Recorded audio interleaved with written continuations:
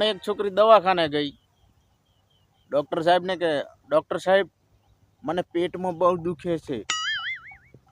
Doctor સાહેબ કે એમ શું ખાધું તું કાલે? કે સાહેબ પિઝા, બર્ગર, ફ્રેન્ચ ફ્રાઈઝ આવું બધું ખાધું તું. ડૉક્ટર કે જો આ ફેસબુક નથી, સાચે સાચું કહી દે શું ખાધું તું? તો કે સાહેબ ગલકાનું શાક અને બપોરની વાસી રોટલી. તો પછી તારું બા પેટમાં ના દુખે, તાર શું માથામાં દુખે? આવી છે બકાવા.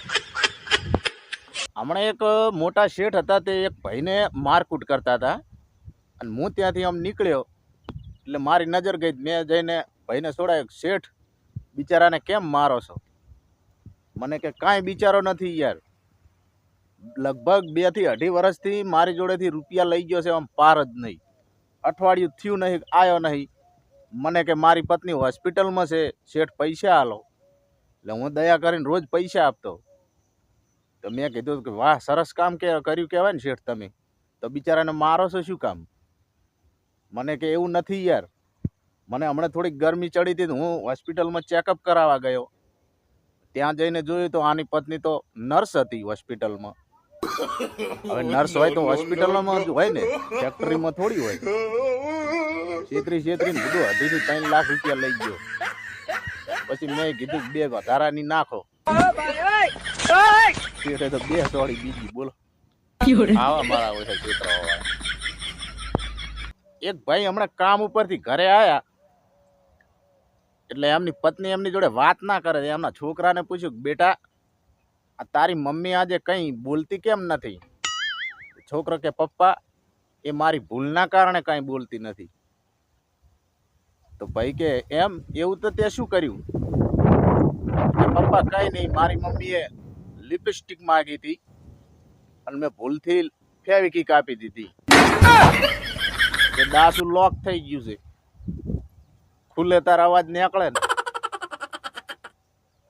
બાપે તો બેટાને 2 જ આપતી. બોલો એક અંગ્રેજ ભાઈએ આપણા ભારતીયને એક સવાલ કર્યો કે તમારા દેશમાં સૌથી વધારે બરફ ક્યારે પડે છે?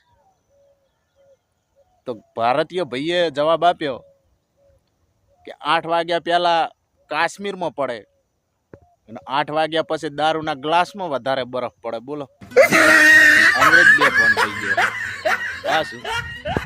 તો મિત્રો ખબ ખબ ખબ કરતો આવી ગયો છું. નવા જોક્સો લઈને સાંભળેલા પણ હશે, મજા આવી હશે. અને આજે હું સંભળાવું છું ફરીવાર. તો મિત્રો ધ્યાનથી સાંભળજો, મજા આવશે. ગરમીનો પારો ચડ્યો હોય તો ઠંડા કરી દઉં, એવી મોજ કરાવું. સરસ મજાના જોક્સો સંભળાવું તો મજા કરાવું. વિડીયાને એક લાઇક કરી દીજો, ચેનલ સબસ્ક્રાઈબ કરી દેજો અને શરૂઆત કરું આગળ નવા જોક્સો સાંભળો. હમણાં એક ભિખારી રોડ ઉપર ઊભો હતો ને એક શેઠ નીકળ્યા કે શેઠ 10 રૂપિયા આપો ને, કંઈ કાધું નથી. તો શેઠ કે અલ્યા તને શરમ નથી આવતી? આમ રસ્તા ઉપર ઊભો રહીને ભીખ માગે છે. તો ભિખારી કે શેઠ તમારા 10 રૂપિયા ઓલે કોઈ ઓફિસ ખોલું હું? સમજતા નહીં યાર, હાલવા હોય તો હાલો ને, સલાહ ના હાલજો, નીકળો. હમણાં એક ભાઈ મને કે આ લગ્ન એટલે શું? મેં વ્યાકુળતાથી જવાબ આપ્યો કે છોકરીને રોવાનો છેલ્લો દિવસ અને છોકરાઓને હસવાનો છેલ્લો દિવસ. હા, હમણાં એક લગ્ન મંડપની અંદર વરરાજાના મિત્રો કન્યાને કે ભાભી ભાભી તમને શાયરી આવડે છે કે નહીં? કન્યા કે શરમાતા કે હા આવડે છે ને. તો બધા મિત્રો કે તો અમારા મિત્ર માટે એક શાયરી તો સંભળાવો.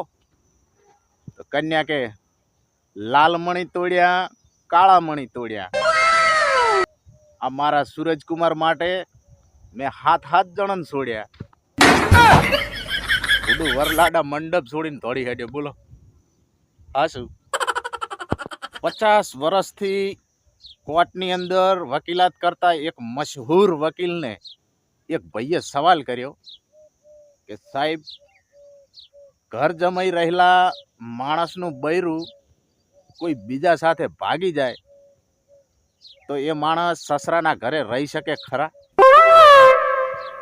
થોડું કોલેજમાં વકીલે ફેરથી કોલેજમાં એડમિશન લીધું, બોલો. નવું ભણવા ઓલી જવાબ ગોતવા ખાસું.